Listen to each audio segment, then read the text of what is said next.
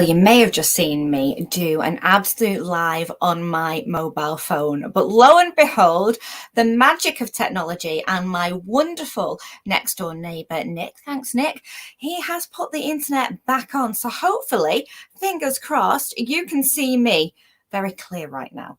So this is good. If there are any problems with that blooming Wi-Fi as we go throughout the evening, as I say, don't forget, we will pre-record the show. But it's nice to be live. It's nice to be with you on a Thursday. It's 8 o'clock. And where else would I be on a Thursday but live in the Hive with you guys? So thank you so much for joining us this evening. It's really, really nice to have you. And as I mentioned, we have got a great show in store for you. We've got some fantastic guests coming up.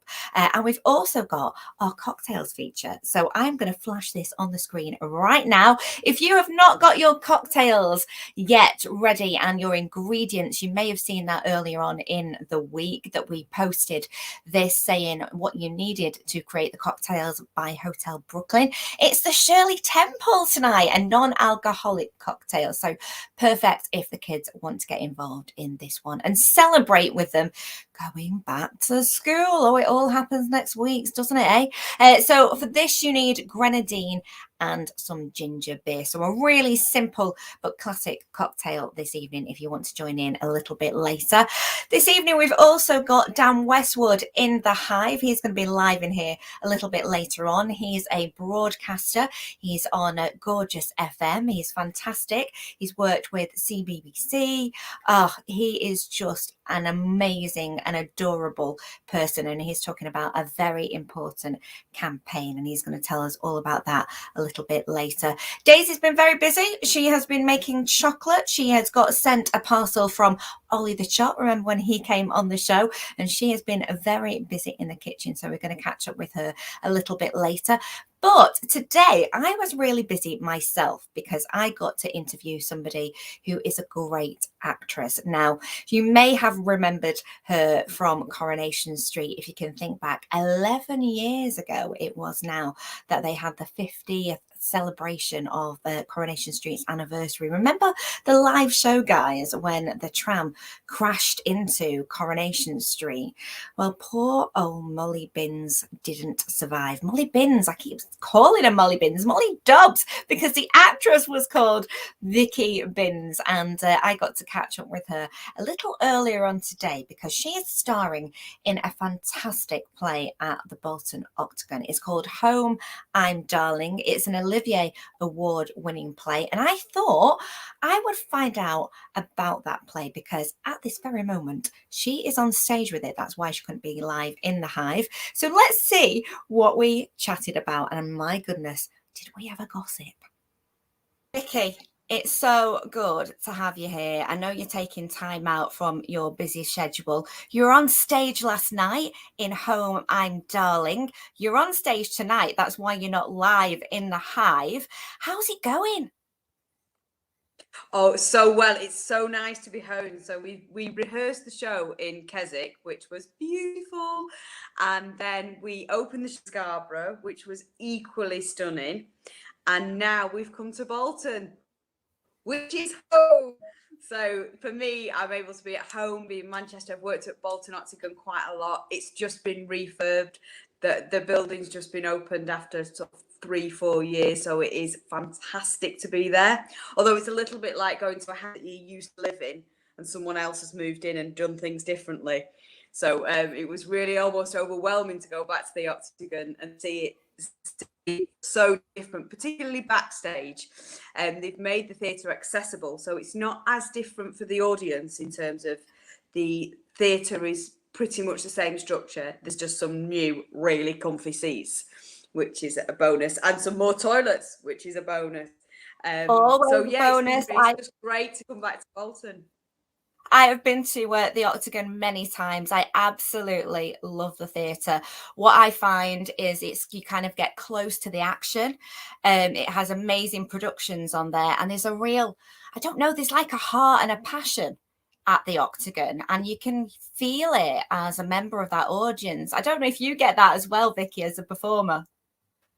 I couldn't agree more. It's like this play was on at the National Theatre in London. a few years ago, and then Bolton have done it. And we were talking about it last night at the National. It's huge. The stage is huge, and it's a big, you're far back. And this play is very intimate. It's set in a living room. It's smaller dynamics in terms of its subtle dynamics. And so to do it there, where the audience are literally, you can see the handbags on the front row, and you have to step over the feet as you come on. That's almost to me like how this play should be seen, in that kind of intimacy. And then it's in the round as well, which is a fantastic experience if you've done that as an audience member, to just get different angles and see things. It's brilliant. And like you say, over the shoulder. And I think it is a great fit for this show. Now tell people at home what Home I'm Darling is about, because I just think this is a cracking story. It's such an interesting premise. So the writer was really interested in people that dress in the kind of vintage era. So choose an era and kind of go full pelt with that. So she watched a documentary about a woman who chose to live her life in the 50s. It's set in 2018 when she wrote the play.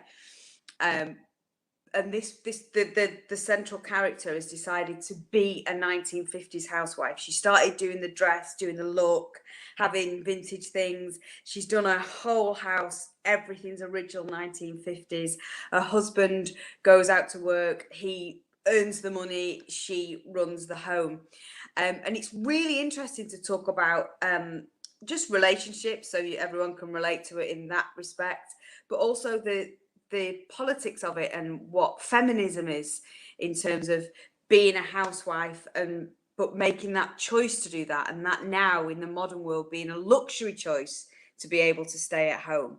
And then particularly with everyone being at home so much more because of COVID, it's really interesting to think about what that is to shape your world around your home and make that matter, and have more time to yourself and do those things that people might have done in the 50s, but then see whether that's really a bit nostalgic and a little bit naive as to what it actually was to live in the 50s.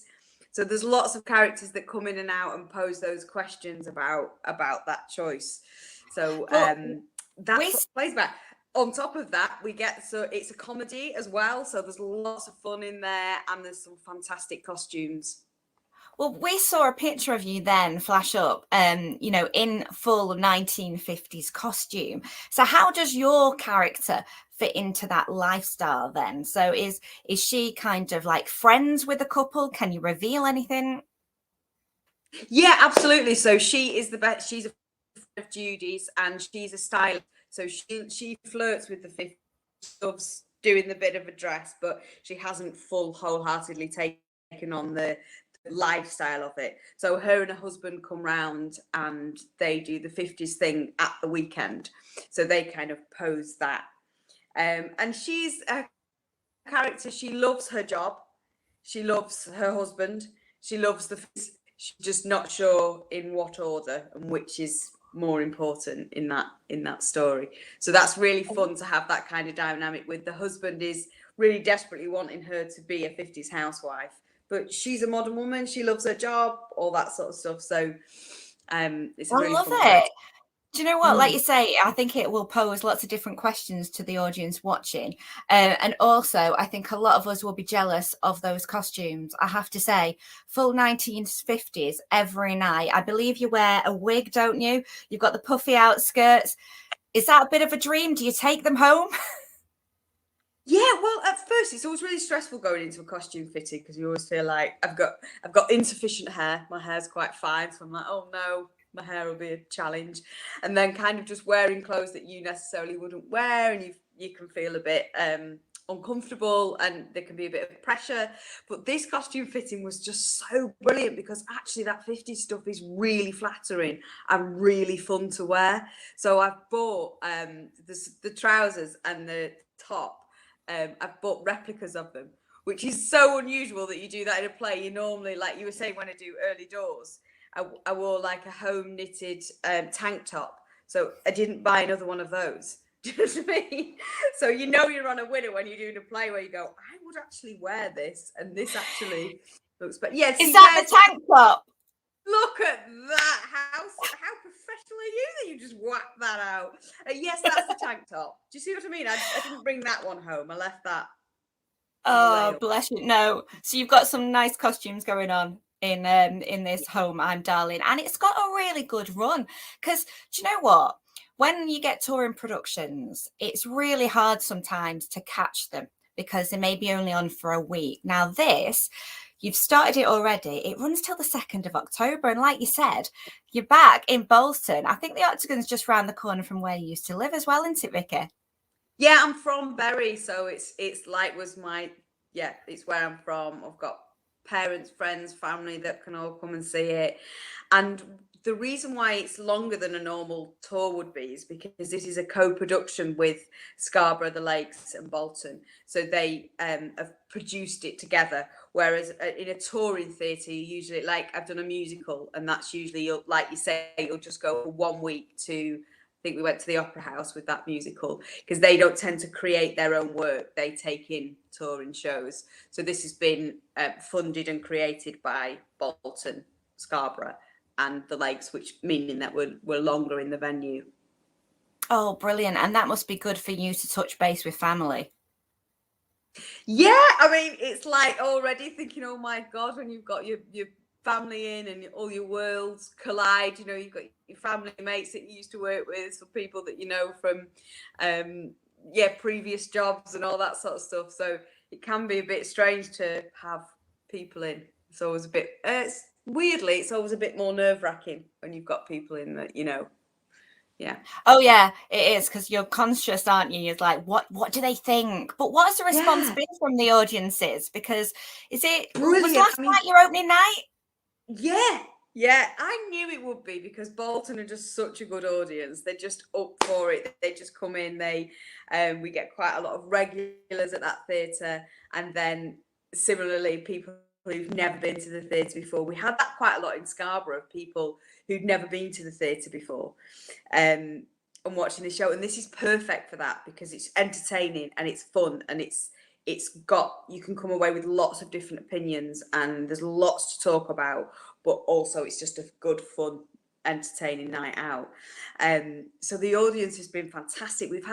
It's been amazing as well to see the theatres offered social distancing in the audience with options, so you can come on nights where it's social distance, where it's mandatory to wear a mask, where it's advised to wear a mask. So they're really doing a brilliant job of offering it out to people and letting them choose with and whether they would rather be in a socially distanced audience or not. And that is great. I mean, because, it's still a testing time for someone, and some people are a bit hesitant, but giving them that options and to be back in a live kind of theatre and just see a performance. I mean, first time I went back to the theatre, I just got goosebumps. There's nothing like that. And I know you do a lot of theatre, Vicky. And, I think for a performer, getting that instant reaction is amazing, isn't it? It definitely is, because that's because you do it for the audience. You want the audience to be able to invest in that story, go along with the beats of the story, come out and have opinions of it and chat about it in the bar and be together and be like have the energy of that live performance where it's happening now, it's happening for the first time. Tonight will be different than tomorrow night, than the next night. So, and you feel the energy of the audience. The audience are different characters each night as well. Sometimes you get people who are really listening. You get some big laughers in there that encourage the rest of the audience. So, that's been really nice. And just to help people come back, but feel safe in coming back as well. They've done a fantastic job of that. Oh, and you have done loads of theatre, over the years. I mean, one thing that I am very jealous of, I have to say, is my favourite musical is Singing in the Rain. And if I could ever play a part, it would be Lena Lamont. And you got that, girl. That's amazing. That's some role. I am telling you, honestly, I wasn't aware of how brilliant that role is. And when I first got offered to audition for the musical, it was like, well, I can't audition for a musical because then I can't sing or dance. And then I can dance a bit, but I'm not a professional dancer or singer. So it was like, and then this character is actually a terrible singer. Like, this has got my name on it. I can do this gig.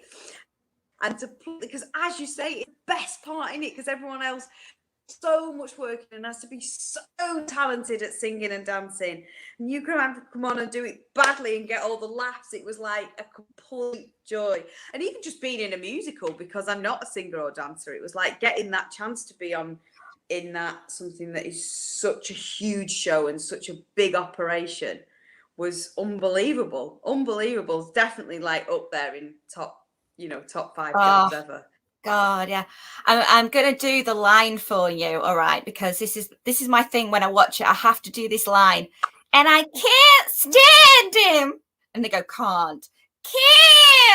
But I bet you can do it much better. No, I was gonna play the part there. Go on, you do it. And I can't stand him. Can't.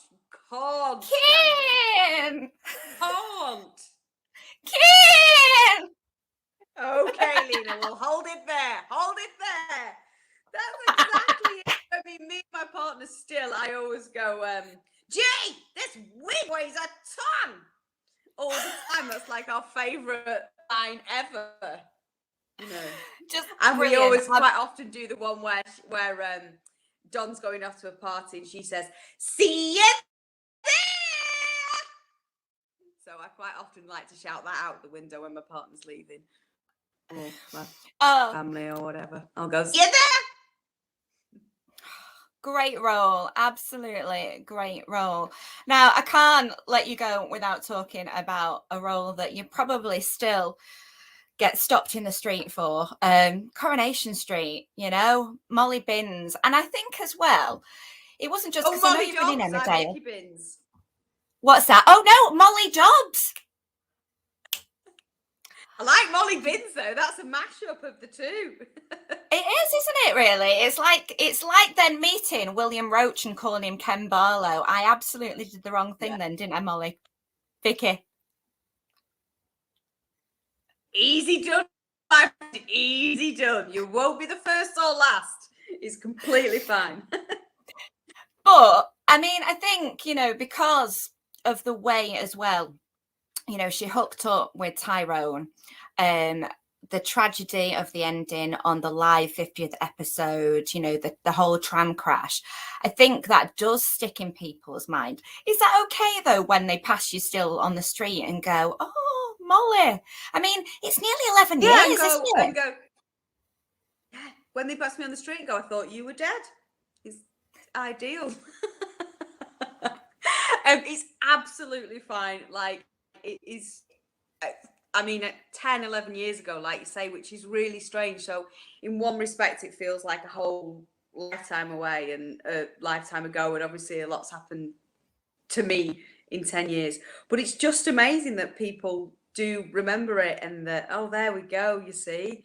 Like Alan there, see, we both look so young with his little baby face. And I absolutely loved working with Alan. He's just a complete joy to work with. And it felt like it came out of the blue to do Coronation Street, because I'd chosen to leave Emmerdale and done some theatre. And it just didn't occur to me that I would then go on and do another soap. So to get that offer, and I went in for 3 months on a 3-month contract, and I ended up being there for 5 years, and leaving on the 50th, like having that huge storyline on the 50th, which was like, I haven't done the 50 years, but I'll drink the champagne, I've done the 5 years.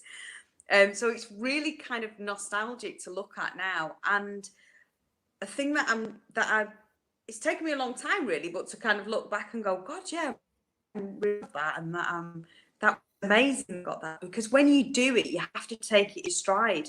For me, that's the only way that I can do things, is just to kind of keep it small and keep it normal and go, well, you just do some scenes, just doing some acting, forget about how many people are watching it, and just kind of, it just becomes your life. And then when you step away and realize how massive that show is and what it means to people, and that, like you say, the fact that people still remember that, it's kind of surreal.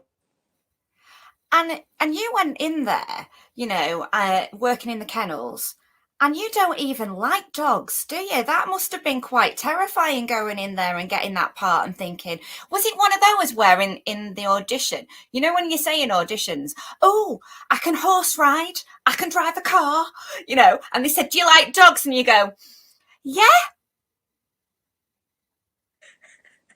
It was that, well, it's not, I mean, I love dogs, don't get me wrong, in terms of like, I would love one and I think they're beautiful, and I have got better, but I got bitten by one when I was younger, so it's more that I'm frightened of dogs.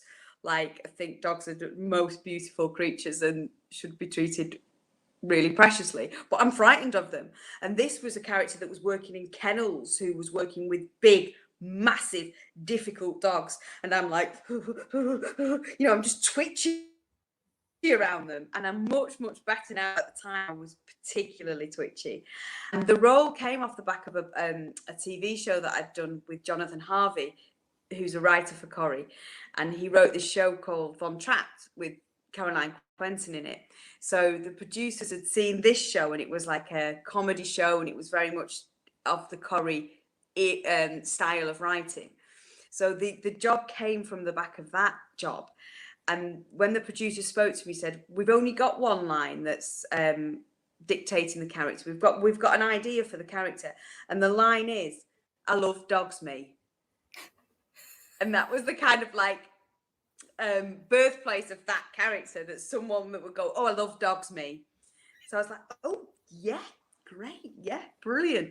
And the character's going to be called Molly. It's called Ollie in Emmerdale, so I sort of like gained an M.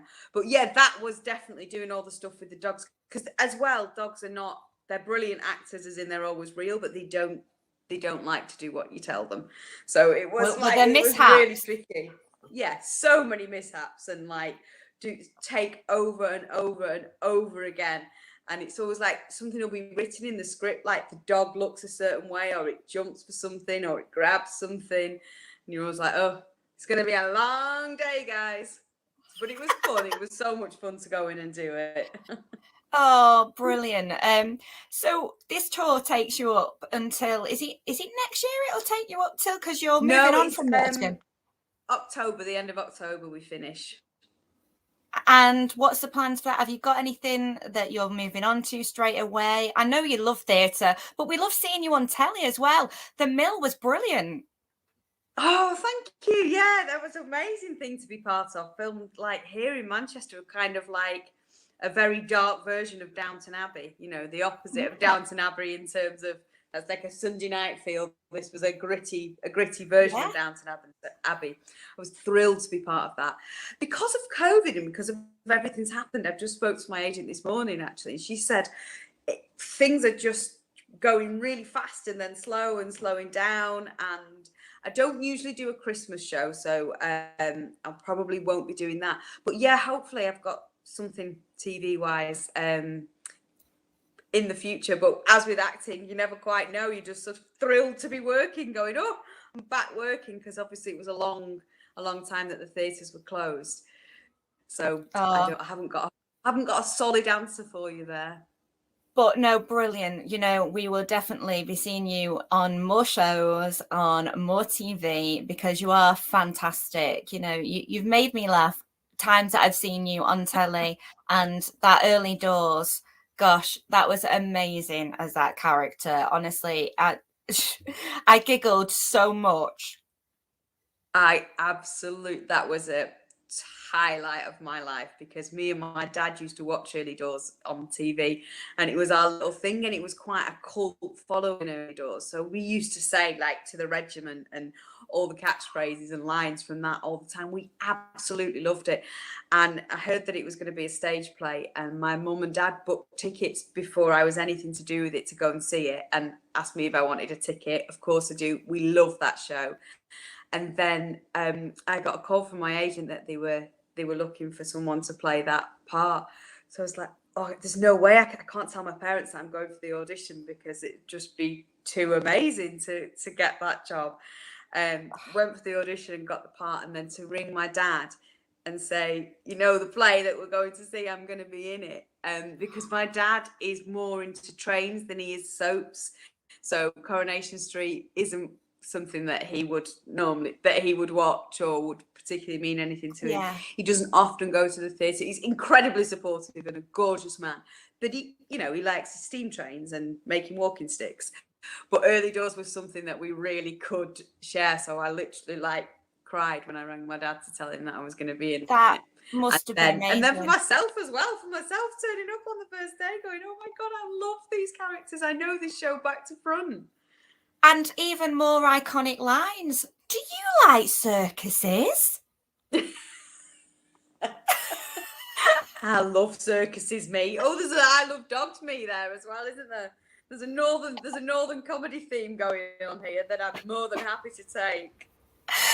Oh, brilliant. Do you know what? I've loved talking to you. Have a fantastic show this evening. I'm just going to put on the screen now how long it runs until at the Octagon, because, if you can get to see Home and Darling, you're going to have a great night at the theatre. And make sure you give Vicky a big cheer at the end of it. Thank you so much.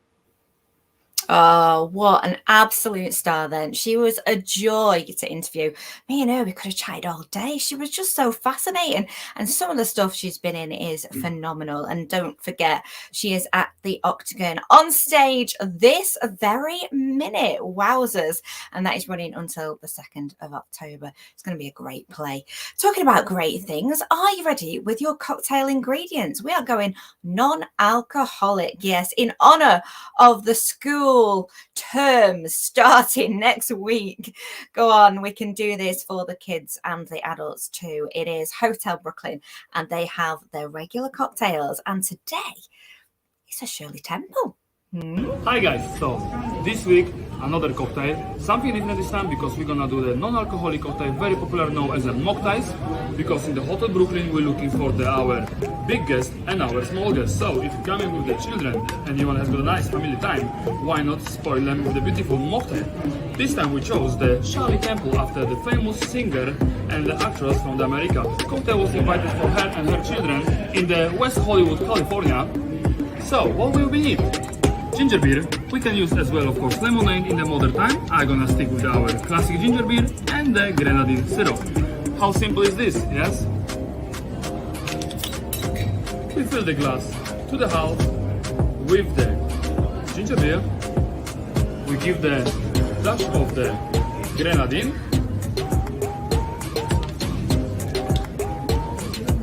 Top up the ice. Give a nice stir, you can use a straw.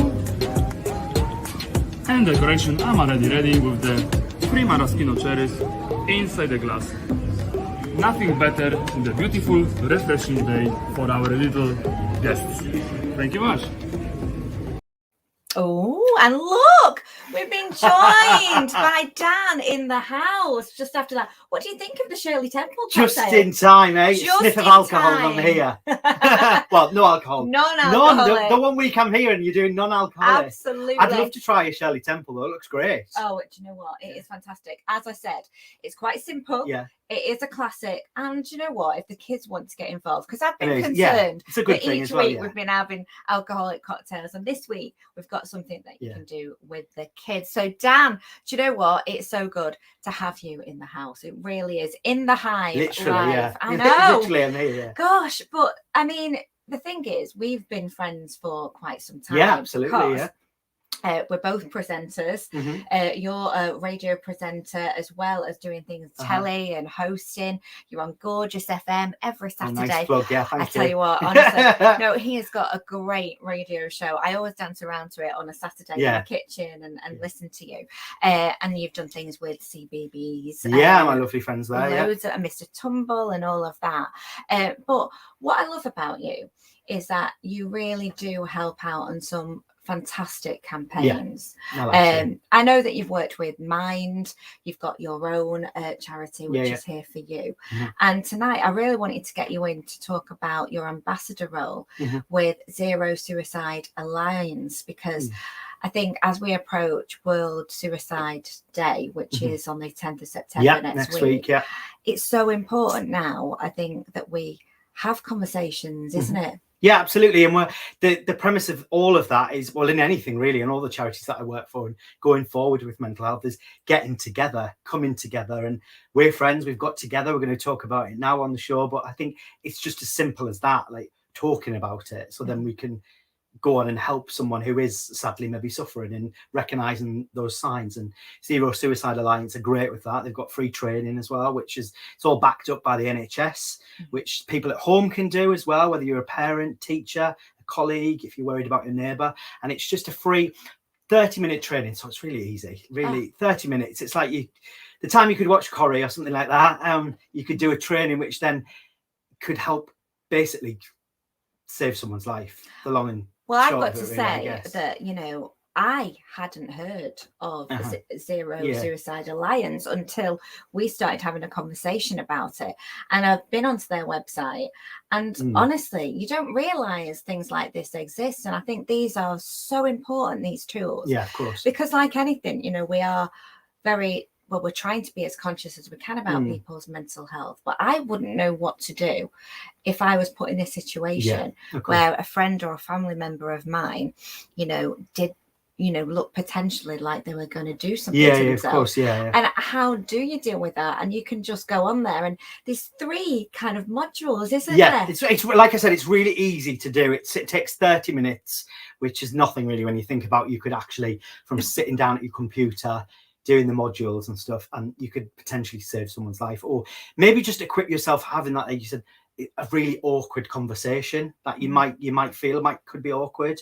You've done a bit of studying and reading up on the training and stuff, then you might even spot some of the signs in your friend, partner, a friend at work, colleague, all those things. Certainly, especially with the lockdown, because we've had a rise in mental health as well. I know I've spoke about publicly my own struggles and stuff, which people need to just speak out about those, which obviously I've done for a while with Mind and my own charities and Walk Talk and stuff. But with this, it's the reason I'm supporting it as an ambassador, and I'm so grateful to be approached to join the team as an ambassador and stuff, with lots of great things coming up, which we'll get to in a sec. But it's the training behind it, and it's so simple but yet really effective. And we're encouraging people, obviously, with the Zero Hero campaign, to become a superhero and get those numbers down to 0, because the guys at ZSA, which they'll all echo this, and it's all on the website, their message behind all that is that suicide is preventable. And, you know, that is something that we want to see. We want to see more people being able to be there for absolutely, other people. And speaking about it in a really like normal manner. You know, like, even but I think what the worry is as well, I think with people, especially myself, is like, you wouldn't want to say the wrong thing. Of course, and sometimes I think, you know, even when, you know, you hear that people are ill or something, and you could say something when you think that you've said something that means well, and it triggers off something else. And I think the fact that there's free training gives you that knowledge, and I think with that knowledge then you feel more confident, don't you? Absolutely. And it's backed up, like I said, by the NHS in Liverpool as well. The team are great at ZSA and welcome me so, and even just doing the training myself, it's a you, like I said, you're just equipped. It's more life skills. So maybe you might notice someone's behavioral problems, you know what I mean, and issues with, and then it's preventing that, sadly, like I said, the last step of mental health spectrum, which is obviously suicide, which affects everyone. But I think if you do the training, you could have that all important life saving, as we say, conversation to questions. So what they're doing now is something that you're involved in, and in your unique way, Dan. Only you can do this. But it's Zero to Hero, and I think it's just trying to encourage people, as I say, to start the conversation. Yeah, absolutely. And so here, let's take a look. Right. Okay. Oh, she's got a VT.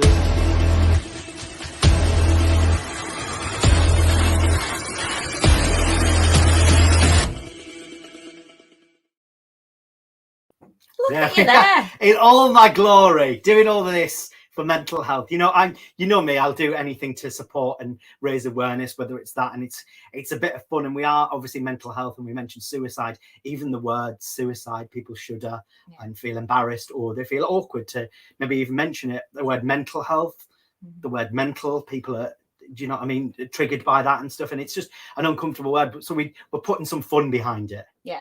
So we're making it fun, getting everyone involved. Zero hero. It's really child friendly as well. Obviously the superhero thing. I've donned a mask and a cape and stood on a building, inside the building, I'm going to say as well for safety, in Manchester, just to raise awareness for that and get people to become a zero hero in order to end the stigma and get the numbers down to zero. And you can be a part of that. Because that is what it's all about. It's being a hero.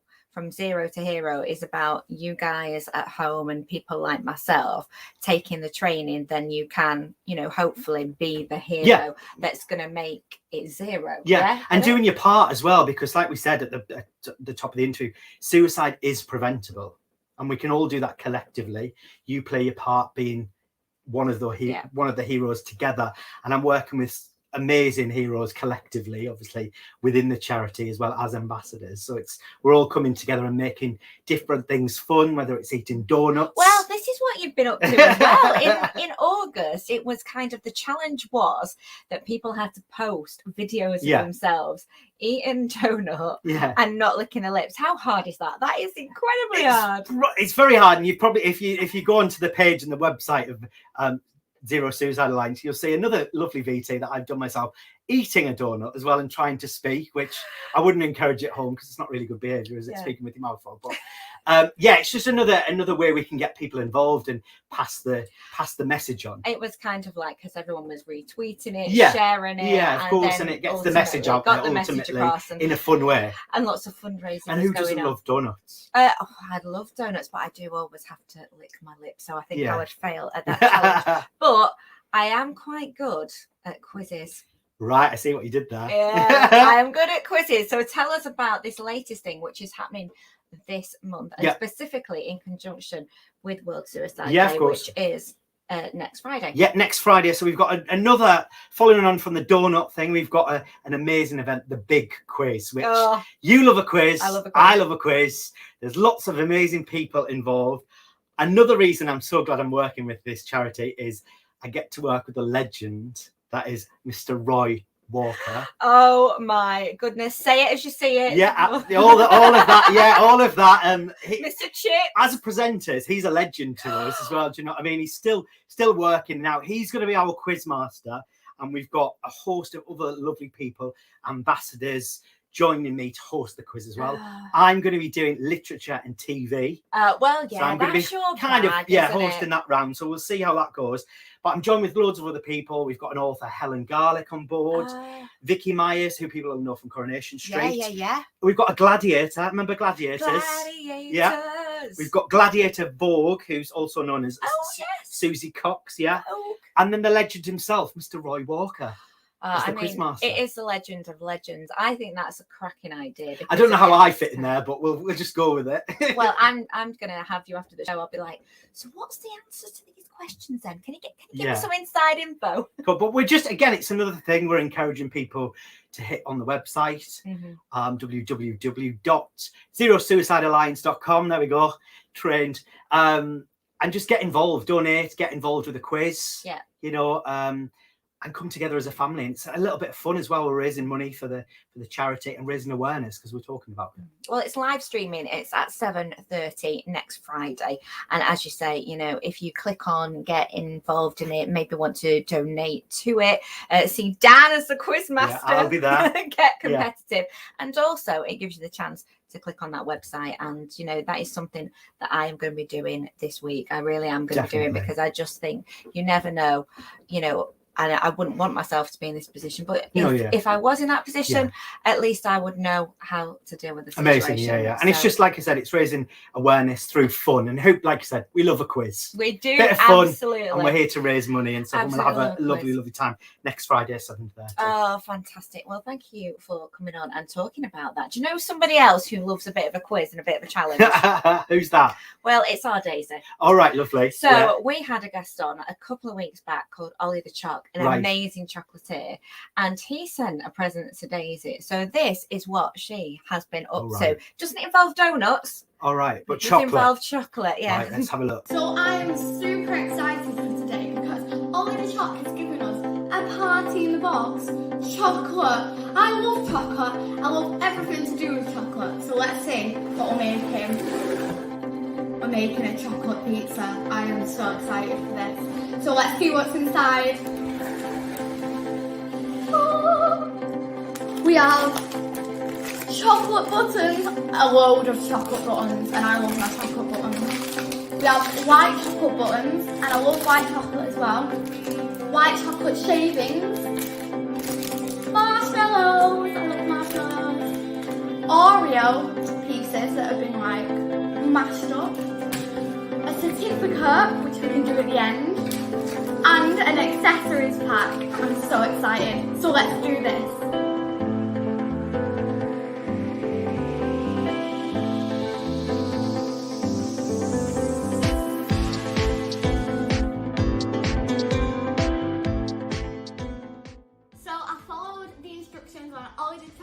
YouTube channel, and I've stuck it in the freezer for about an hour. So you ready to see it?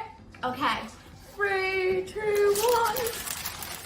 Ah, it looks so cool. It's got chocolate as the base, marshmallows for the crust, the cheese on the top with some Oreo pieces.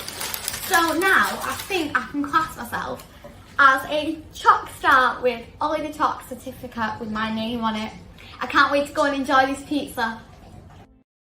Oh, and she certainly did. I don't think there's any of that pizza left. And she never offered me any. I mean, what's that all about? I'm a mum. Surely I should get first dibs on that. But thank you so much to Ollie the Choc. Great fun to be had with that pizza in a box.